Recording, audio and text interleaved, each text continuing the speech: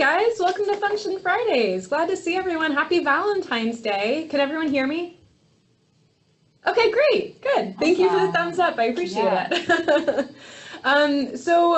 Just as a reminder, we're gonna want to make sure that you guys are muted through the echo session. Please use the chat or raise your hand if you want to prompt us that you want to contribute something. And make sure that if you haven't already done so, to change your name by hovering over your name on the screen and then clicking on those three dots and renaming yourself to who you actually are, okay?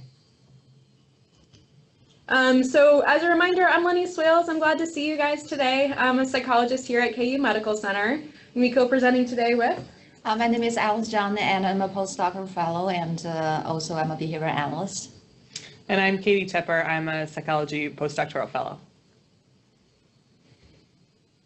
So as a reminder, the information we're presenting today is based on the evidence that's currently accepted within the profession. And our objectives today is we're going to be talking about antecedents and consequences. So we're going to be talking about big picture and short-term antecedents and consequences. We'll be talking about ways to collect data and determine relevant antecedents and consequences for the kids you're working with. So here's today's agenda. We're going to start with introductions and check-in. We're going to do some housekeeping activities. I wanted to touch base on our previous case presentation that Kim Kaiser had generously presented, because I felt like we had, that was a kid who's got a lot going on, and so I wanted to recap some of the things we had talked about last time and some of the recommendations. And then we're going to do some didactics today on antecedents and consequences, and then we'll be presenting a brief case presentation at the end too. So let's start by having everyone who's on the call go ahead and introduce yourself, say your name, where you're from, and what your work setting or profession is. Can you help? Okay, I can unmute. There we go. Psychologist for the schools in Neodesha, Kansas. I'm Lisa Pruder, and I'm the school social worker at Heller Elementary in Neodesha. Happy Valentine's Day. Morning, guys. Morning. Happy Valentine's Day. Okay, Chris. Chris Garnica, I'm a school social worker at a K through 8 in Wichita. I think that's it. Yep. Hi, Chris. Morning. Jennifer Elson. Morning, guys. I'm Jennifer Elson. I'm a K-6 counselor in Ellis, Kansas. Thank you. Kim Kaiser. Hi, Kim Kaiser, school psychologist in Pratt, Kansas. Thanks, Kim. Jay Mathis.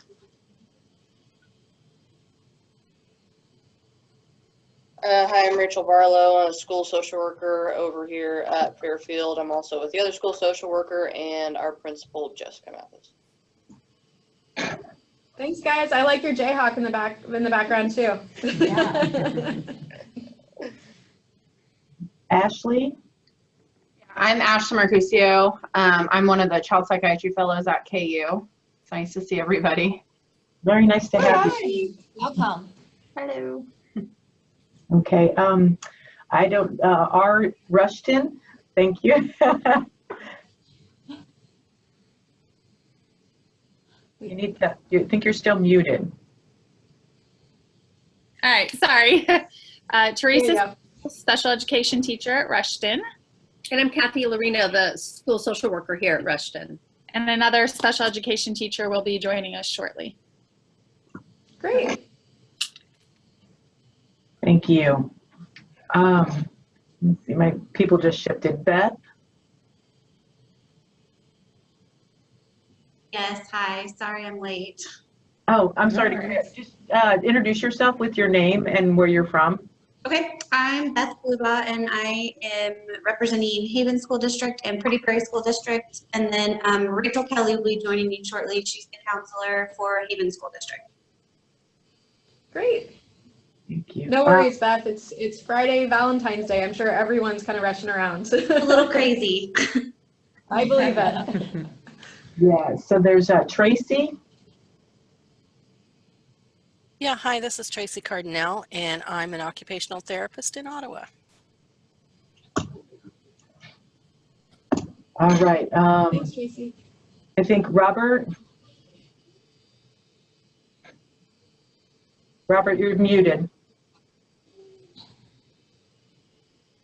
Hey, Robert, you're muted. I can hear you talking because our offices are closed. Well, we know that Robert Swiles is on the call. Okay, you are Hi, unmuted. can you hear me? This is Robert. I'm another program manager with Health Rock Schools. So, nice to meet y'all. I work in Southeast Kansas. Okay. Thanks, Robert. Evelyn, do you want to introduce yourself? Sure, good morning. I'm Evelyn Nelson. I'm a psychologist with KU Pediatrics. Morning, Evelyn. And that's everybody I see. I don't know if I missed anybody. There's Katie, and you all that will introduce yourselves, but I don't see anybody else. Can we go back to the person who had morning announcements going? Karen. She's saying no. Karen's shaking her head no. Hi, Karen. Still going. Very good. Feel free to chat in if you want to, but good morning, and it's nice to see you here.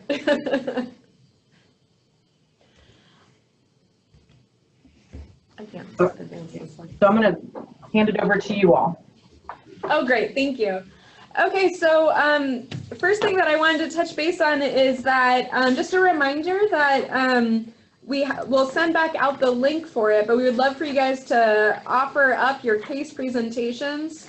The idea of that is it's really kind of your opportunity to get the minds of all of your fellow experts around Kansas and all the schools around here to give suggestions and ideas for the really challenging kids that you're working with. So we need you, so this is our plug to try to get some more volunteers for those case presentations. We'll send back out the link for that, and then we'll also be sending out like a calendar reminding everyone for which dates they've signed up for. So let us know if you have any questions about how to do that. There's not really much expectation for you to have all the answers for the cases that you're talking about. The idea more is to bring the kids that you are struggling with, and there's no judgment. Don't feel like, I'm going to bring forward a case and I should already know what to do with these kids, because we all need consultation, we all need support, and that's why we're all here. Let us know if you want any help with filling out that case presentation form. I'm happy to do that. We're happy to set up a phone call to help you do it, and we can even type in little boxes for you if you want. That would be a pretty quick thing, shouldn't take more than 10 or 15 minutes. So let us know if we can help out at all with that. Yeah, just on that same note, we actually only have like 1 or 2 opportunities for case presentations that haven't filled. So if you want to present, like really contact us so that we can get you in as soon as possible. And another piece is about data collection. So at the beginning or before we started this series, we sent out an evaluation forms, and it should be an individual link that's just for you. And if you are the primary people who signed up for this series, you should have received this link. And if you haven't filled that out, please do. You can still fill that out. And if you haven't received this link and you are the primary attendee, please let us know. We can send you that link. This is kind of about the baseline data collection, help us with evaluation to make sure that we can actually provide quality training to you guys. Another piece is about data collection with you guys. So we talked at the beginning and throughout about the importance of collecting data, and you all identified a kid when you are filling out some of the surveys at the beginning. So we're just really curious, want to check in on you and see what kind of data collection you have tried, or what kind of data forms you have created, any challenges or any tips you want to share. So feel free to speak out and just unmute yourself. We would love to hear from you about your data collection. We have a couple minutes for this. Has anyone started yet with their, so I think what we're talking about is we're talking about that each of you guys picked one identified child that you were going to kind of focus on while you're working through this series. And we had talked about kind of collecting data on a specific behavior that's been of concern to you. Has anyone started yet with their data collection? Okay. That's looking like no, and it's also looking like there might be some confusion. Let's talk a little bit more about that. Let's kind of review like what we had talked about there. Yeah. So at the beginning, when you fill out the survey, we were thinking that you guys can pick out like one behavior, identify one behavior that's so make it more doable, and then you can create some kind of data collection form that work with other teachers or parents to collect data so that we can actually start collecting some baseline data, and then we can talk about like, you know, when you do have an intervention plan in place, we can collect more data to see whether your intervention is working or not.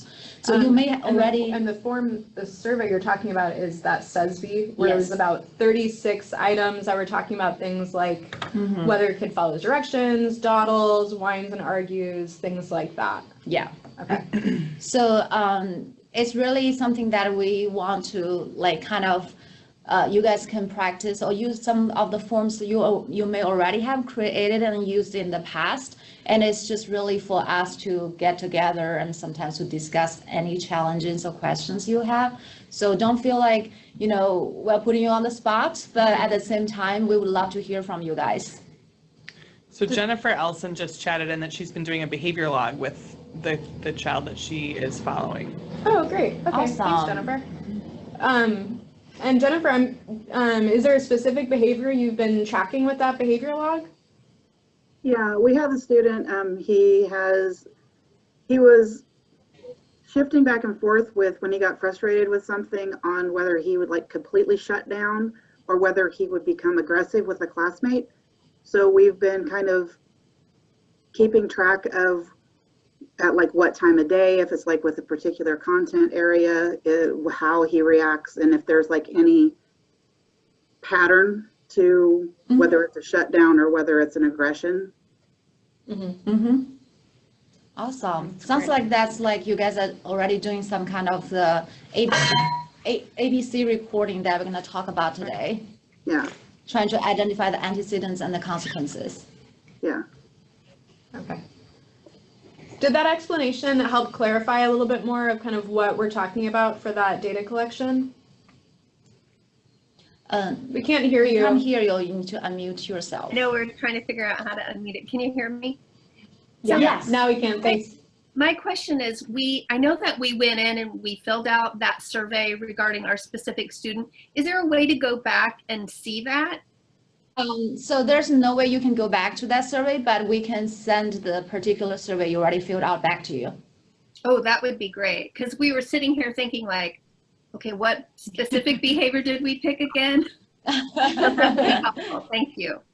Yeah, and Absolutely. you're We're happy to do Kathy, it. right?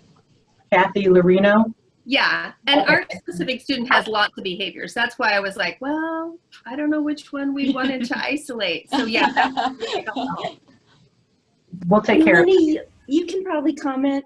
Folks are able to update that behavior. Is that right? I think we were talking about kind of picking one behavior. That way you're really kind of making a concerted effort kind of on that, because there can be a lot of things that you're working on for a kid, right? But sometimes if you pick kind of one thing at a time, you might be able to kind of focus your efforts and seeing a little bit more progress. But if the behavior you picked like no longer is a concern, that's great news. Yeah. And you could certainly move on to something else that you want to focus on for that child then.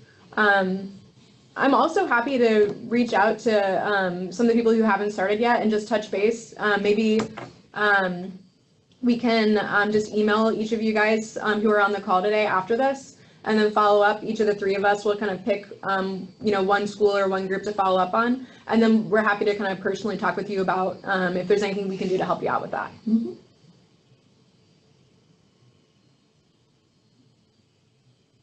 Any other questions about that data collection piece? No? Okay. The idea is we want you to be able to be thinking about how to use some of the things we're talking about on the echoes to help you be able to solve some of the problems that you're dealing with at your school. So that's why we're talking about case presentations, and the data collection is mostly so we can help you, be able to address the concerns you have at your school. Okay, great. So I wanted to kind of touch base on the kiddo that Kim talked about last week. Thanks, Kim, for presenting this kid. He was a pretty complicated guy, and so I thought we could just follow up on a quick summary of some of the things that were part of his history, and then also on some of the recommendations that people had last time, and then see if there were any follow-up questions. So last week, Kim talked about a 5-year-old kindergarten student who had pretty significant social history. He had a history of trauma, specifically witnessing the suicide of a parent, and had pretty limited support at home because of the ongoing trauma related to the loss of a parent. He had a number of significant behaviors that you guys were dealing with at school, including aggression, choking himself and others. He had regressed in toileting. I think, Kim, correct me if I'm wrong about any of this, but it sounded like it had been a more recent regression in toileting. Is that right? Yeah, okay. Problems with shutting down at school, and then some sexualized behavior like putting tennis balls up his shirt and things like that. And you guys were already doing a good job of thinking about, well, what might be the proposed function of some of these behaviors, and it seems like some of it was task avoidance, wanting to get access to preferred items, and it seems like common triggers were math, morning meeting time, handwriting, and unstructured time during the school day. They were doing a great job of trying a lot of different interventions, including an OT evaluation to try to see if that was part of the handwriting issues. Done an auditory processing screen that did come up significant, suggesting he has a hard time processing information he hears aloud. Using some visuals, a social skills checklist to help him kind of self-monitor his progress during the day, giving him a walking buddy, choice of breaks, and a sticker reward chart for appropriate behaviors. And then outside of school, you guys were doing an awesome job of collaborating with his Horizons team, who's providing case management and treatment. And it also talked to the family about telemedicine psychology. However, the family had declined at that time because they were under the impression that it was going to be medication-only services, even though that wasn't necessarily what the case was. So some of the recommendations that we had talked about as a group last time were to, because he's had kind of a new regression in some of these behaviors after the Christmas break, thinking about repeating the FBA to see if there's underlying function with the new regression of behaviors. So kind of thinking about those FBAs may not be a one-time thing, but might need to be something that's repeated every so often as new behaviors arise or things become more concerning again. We also talked about doing a brief functional analysis in the classroom, specifically the resource room, to test out some different ideas and see if that's something that does make a change in his behavior. Kim, you said you were new to the school district and their preferred method had been more qualitative data. And so you were having the really challenging task of going through the qualitative data and trying to turn it into quantitative data, which sounds like it would be a lot of work for you. So we were talking about ways to try to use, someone on the call, and I forgot who it was, had a great scale chart to convert qualitative to quantitative data. And we had also talked about maybe collecting more of that quant data in the resource room where you might have a little bit more control over the situation. Another thing we had talked about was trying to add in some proactive special playtime. So some time for him to get attention from an adult at school first thing in the morning, because it often seemed like he was acting out in order to get additional attention from adults.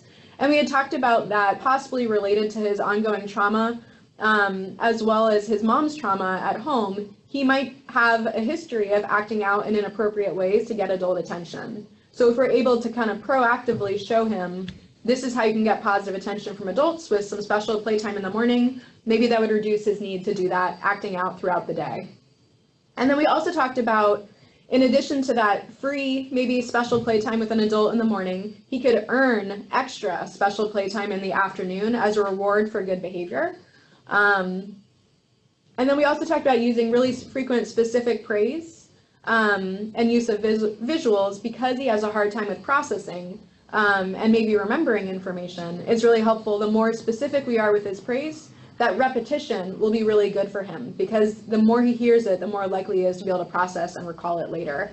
And then also using visuals to continue to help him understand what the expectations are. And then we also talked about helping to specifically label his emotions. So even if he's upset and maybe not responding in the most appropriate way, at least providing that brief response of, okay, you look like you're angry, it looks like you're frustrated, and then maybe provide a visual expectation of coping skills that he can use before an adult then moves on to ignoring the inappropriate attention seeking or inappropriate behavior. And then last, everyone on the team had some great kind of food for thought things too, not necessarily a specific recommendation, but just things to be thinking about as it might be impacting this child. So we talked about how trauma can really impact memory, which can then impact kids' ability to utilize some of the specific skills or even academic concepts. We talked about how there was a regression in behavior after the change in routine over the holiday season, and thinking about that could be impacting him too. And then also thinking about a lot of things to remind his parent, because she's definitely has a really difficult job at home too. And so reminding her that some of the behaviors that he might be showing could be more related to difficulty in taking information rather than purposeful or defiant behaviors. And remembering that parents who have a history of trauma might be having more kind of black and white thinking, being more concrete as far as how they're viewing their child and their behavior. And so communicating often with mom to home about even short notes about the good thing the child did at school that day, to kind of remind her like, okay, this isn't a child who's all bad. He's also got some really good things, even on his hard days. These are some of the good things that we saw. Also thinking about not just the child's chronologic age level, but thinking about developmental level and how that could be impacting his current behavior, both at home and at school. And then I think a lot of times we think about kids and we wonder kind of about their memory of a traumatic event. But we don't always know specifically what kids remember, especially when they're really young, when they experienced a trauma. But also knowing just that the ongoing adult conversation around them might be a way that they kind of internalize some of that trauma or internalize some of that self-image. And that can be a source of kind of ongoing trauma for kids too. And then lastly, we talked a lot about trauma and methods of getting attention. And we talked about how a behavior might be adaptive or helpful for a child when it starts, but then might be continued because we're kind of giving ongoing attention to it. So for example, a meltdown might be a really effective way to get your needs met in some situations. But then the problem is it's being kind of maintained even when it's no longer the most productive way to get your needs met. And we also talked a little bit too about parent PTSD and how that can impact relationships with kids. You know, when you have PTSD, part of that is you want to avoid things that trigger those stressful memories for you. You know, thinking about how that could impact the parent-child relationship. Okay, so that was kind of our quick recap of that kid that we talked about last time. All right, so we're gonna move on to our didactics for the day. Yes, so we're going to talk about, continue to talk about functional behavioral assessment, or FBA. So this is kind of a recap of what we already talked about last session. So again, there's always a reason for challenging behavior. So kids always will find a way to get their needs met. So no matter whether it's a tantrum or ask things appropriately for things or trying to get out of things. There's always a function, and we consider behavior as a means of communication. So many times behavior is learned and reinforced and intentionally. So we don't have the intention to say we're going to reinforce this bad behavior or inappropriate behavior. But a lot of times that adults' behavior just unintentionally have that kind of impact or consequence. So oftentimes the environment and setting triggers certain behaviors, which we call antecedents, and also the reactions and responses of others teach and maintain the behavior, so which we call consequences. And also, when we talk about antecedents, there are short-term antecedents, or in other words, immediate antecedents when right before the behavior happens. For example, it might be the teacher is giving an instruction to the child, asking the child to complete a task, or there's a transition between one activity to another activity, or maybe it's a piece of work that is hard for this child, maybe reading or math, or a teacher talking to another student where creates a lower attention to the child who demonstrate that behavior to getting attention. Maybe it could be sensory. There might be a really loud classroom or a loud cafeteria, and that can be a trigger as well. I think the other thing to think about too is Kim already alluded to setting events, but that's kind of like the big picture antecedents, right? So like what are the big picture things that might have happened right before we notice the change in behavior that could be triggering that? And so these could be things like change in family structure, change in housing, could be the child's own physical state, tired, hungry, sick, argument on the car ride to school, medication status, and just like Kim was talking about, new interventions or expectations being put in place at home or outside of school as well.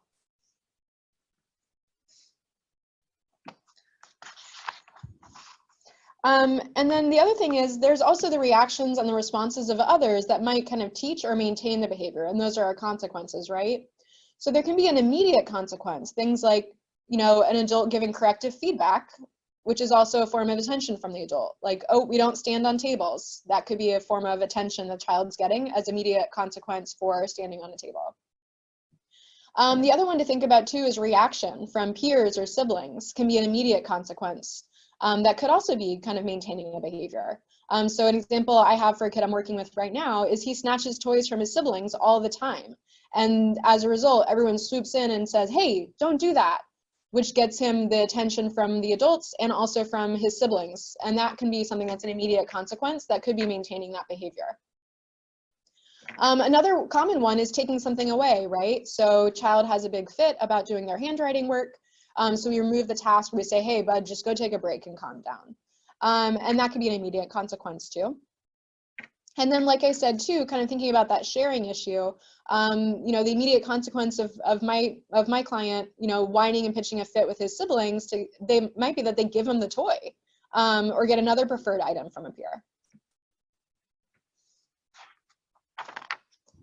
So the other thing to think about too is long-term consequences. So if you're continuing to have a behavior issue in the classroom because you're doing work refusal, you might get sent to the principal's office where potentially you don't have to do that work anymore. The other one is that for adults, when you have a kid who's been continually really has challenging behaviors when you give a direction, over time you become reluctant to give them directions because it's punishing for us to have to deal with that behavior. And then the other thing is over time, the child also develops a reputation with peers, which might be that the peers are reluctant to be assertive for themselves because they've learned over time that this child might be really aggressive with them if they stand up for themselves and say what they do or don't want. Okay, so we kind of already talked about this last time, but we want to follow kind of this kind of a process. First, we want to identify the target behavior, and then we want to operationally define the behavior. And then we want to go through this systematic data collection to help us really identify the antecedents, the consequences, so that we can really answer that question about what's maintaining the behavior, and also how can we address the function of the behavior to develop a behavioral support plan. And just a recap of the functions of the behavior, the seeds. So the sensory, the escape or avoid, the attention, and also tangible. Those are kind of the four major types of functions of behavior. So I think the other question is, what are some good ways to collect data to find out what the functions of behavior are? And thinking especially about those antecedents and consequences. So I often, because I'm usually doing therapy and I don't have the chance to do as many in-person observations at school, I'm usually relying more on interviews to help me get to those functions. So components I think of a good interview involve like describing the behavior, what exactly it is, how long, how often it happens, thinking about those potential ecologic factors, medication status, sleep, eating, daily routine, thinking about the conditions under which the behavior is most and least likely to occur, thinking about the consequences of the behavior, like attention, escape, tangible, and sensory. This link here, which you guys can access when we send out the slides, has a good example of a lengthy interview that you, not lengthy, it's actually not that lengthy, it's comprehensive. A comprehensive interview that you can do to kind of get at that function. And this is what I use when I do intakes with my families for therapy here. So this is the form that I fill out for myself when I'm interviewing a parent, so I can get a better idea of what I think the functions are. And I find that when I interview a parent using these types of questions, that starts to help them also understand the functions of these behaviors as well. So on the left side, what I do is I lift out maybe their top 4 concerns about behaviors, and then I say, okay, we're gonna really kind of dig down in the details here, because if we don't understand what it is and how often it happens, we can't come up with a solution. So we spend some time doing that. And then on the right-hand side, that's where we get into more of those, the behaviors and the antecedents and the consequences. So I ask them, well, what happens right before it? What happens right after it? What are the situations it's most and least likely to happen? And I think, and then I say, it's not always that we do it intentionally, but sometimes a behavior might work for a child. I want you to help me think about what do they get or what do they get out of as a result of, and then we go through each of the behaviors. And just starting up our therapy in that way at the very beginning of meeting together, I think sets us up for success and helps the parents start thinking about behavior from that function approach. And in addition to some functional assessment interviews, there are also some reading skills that have been developed over the years and have been tested with populations that we often work with. So some of the examples including functional analysis screening tool, indirect functional assessment, and questions about behavior function. And some of those you can actually find online, and we can also send it out to you guys as well. And here's an example of the indirect functional assessment scale. So you can see they're asking some questions. So you want to have a definition of each target behavior. And then there's a rating scale. And some of the questions might be, does, let's say, Johnny refer to do work or task when asked? And then that will, if you give a, let's say 1, then that 1 will fall under the escape column. So you kind of go through each question, and then it will end up adding to the attention, tangible, escape, and automatic function. And at the end, you can see there is a, I hope you can see, it's very small there, but there's a graph there that you can actually graph each function and give you a really clear picture of what kind of function or primary function it might be. And here's an example of what kind of graphic can look like. For example, Johnny is 5 years old, and he has a target behavior of hitting others, and at home, he has mom and aunt at home. So when this graph shows that both mom and aunt use that rating form, and it showed that attention, mom and aunt both agreed that attention might be the primary function, and tangible is the secondary function here. And some recommendations about using reading skills and also using functional assessment interviews is making sure that you use it as a preliminary guide when you can, like when you are in a school setting, you can actually be there in person to observe the child. So you want to use that as a preliminary guide to help you figure out what kind of behaviors you want to focus on and what kind of settings you want to focus on to collect data.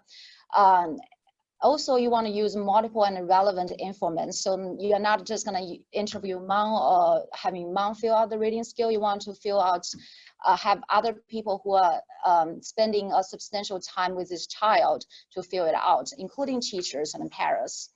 And also you want to follow up that with direct observation. So here's another ABC data form that we kind of mentioned. So this is a very open-ended ABC data form. So you're gonna fill out the date and the setting and the antecedent, the behavior consequence, and the child's response. So it's kind of narrative. So when behavior happens, you listed everything out.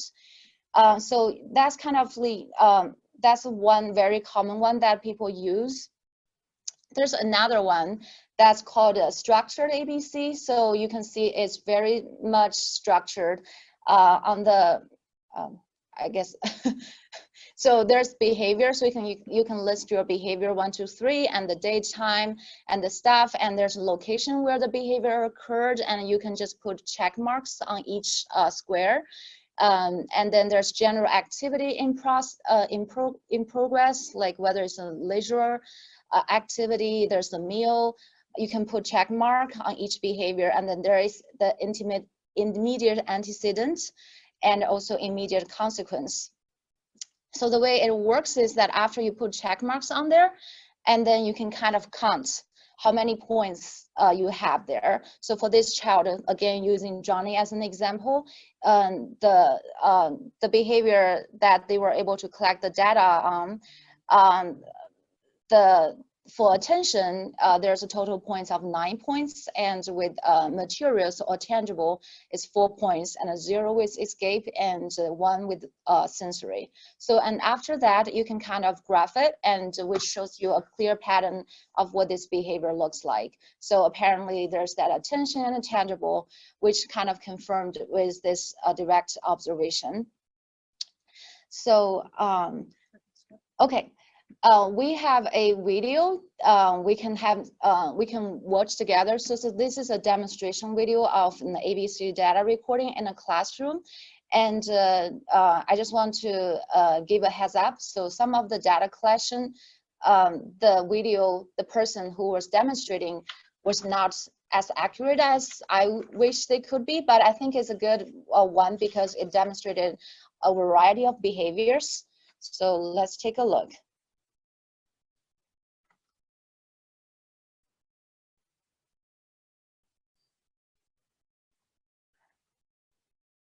Just open up a new one. Okay. Oops, maybe I need to get out.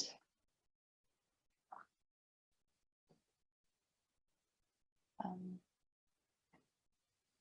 did he go?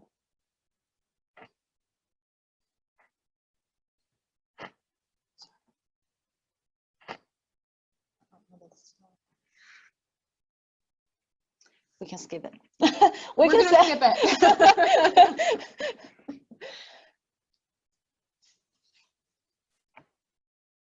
And we're gonna send the video out so you guys can watch it at your leisure time. Okay. So some of the recommendations about using ABC reporting or direct observation is that you want to use the open-ended first, and then to use the to help you get your structured ABC recording.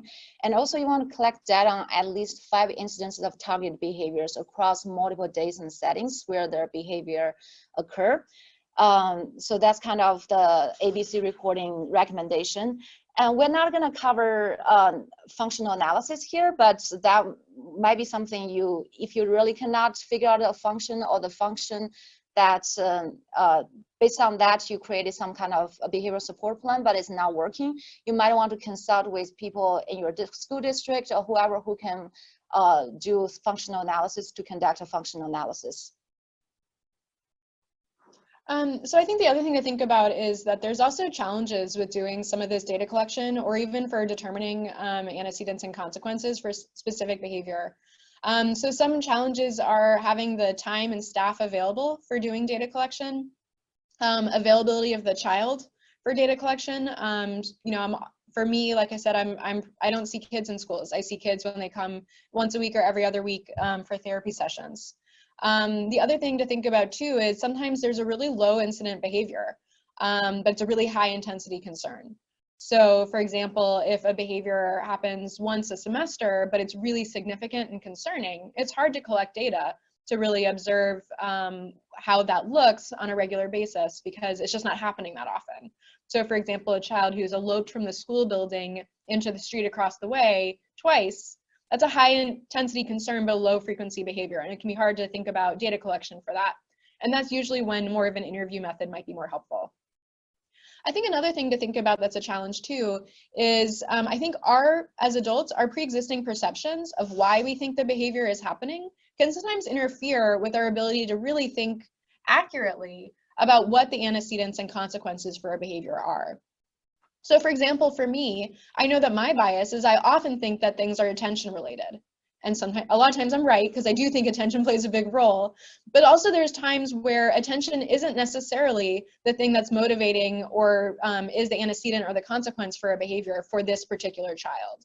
So for example, I have one kid I'm seeing in treatment right now who has autism, and for him, he would really enjoy spending time by himself in a safe room so he could enjoy stimming and doing different things that are self-stimulatory for himself.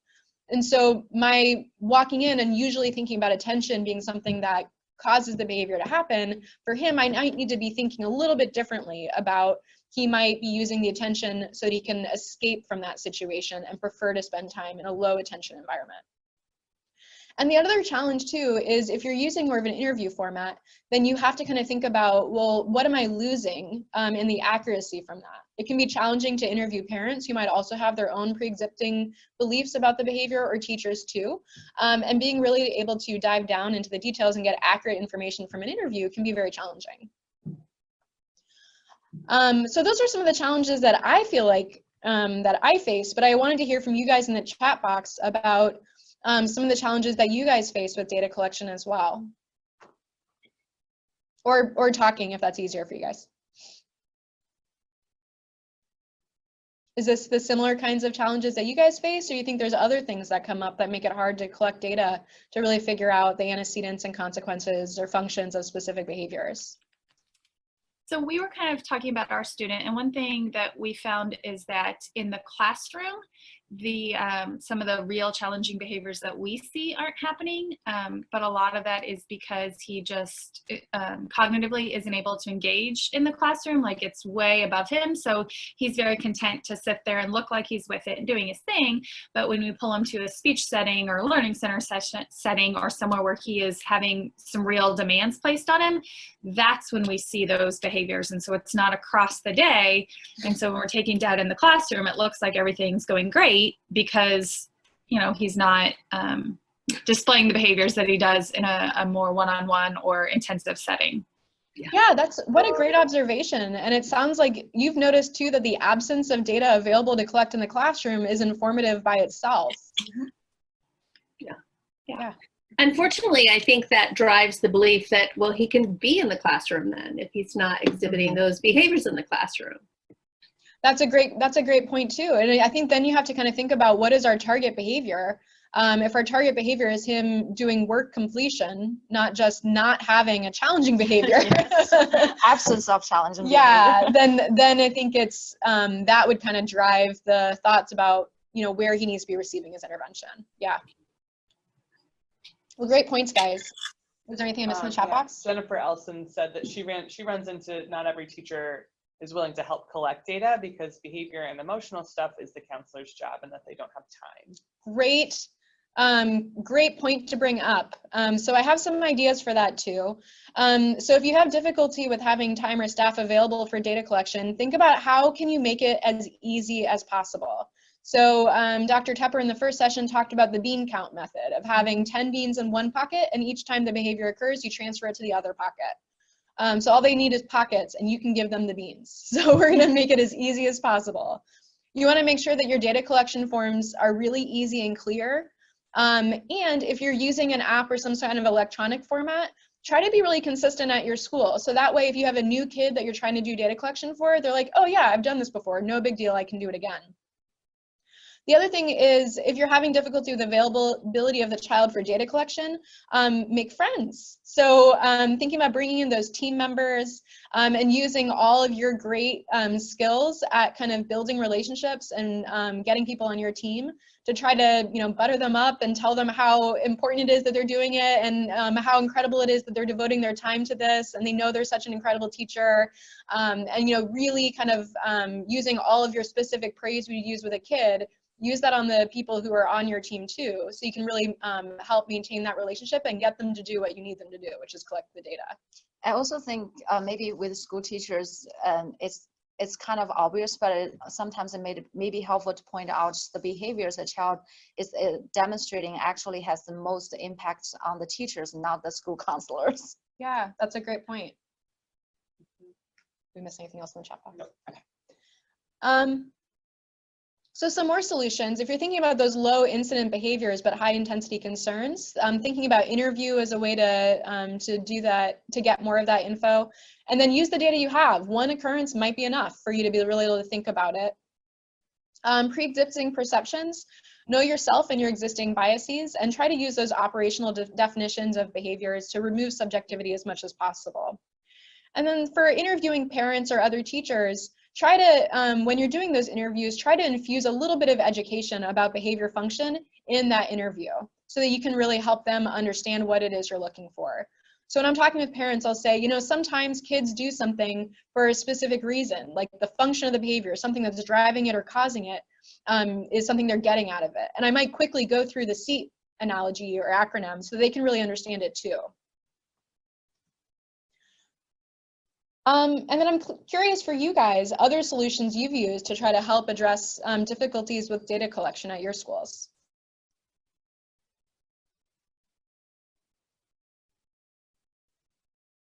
I'm sure a lot of you have been very creative in the school setting to try to get your data collected.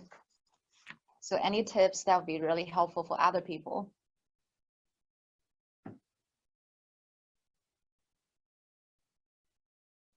All right, well, we're just about out of time. And so the last thing I want to kind of plug is that motivational interviewing is a technique that we use a lot in therapy when we're having a hard time getting someone to make a change that we think would really be beneficial for them.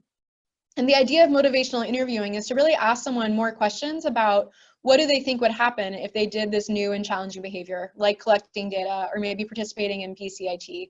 Ask them what they think the worst case scenario of what would happen is, and what would be the best case scenario, asking them how likely it is that those different things would happen, and really being kind of open without kind of having the driving, well, you need to do this because I say so, or you need to do this because it's really going to help, but really kind of diving more into what their concerns are.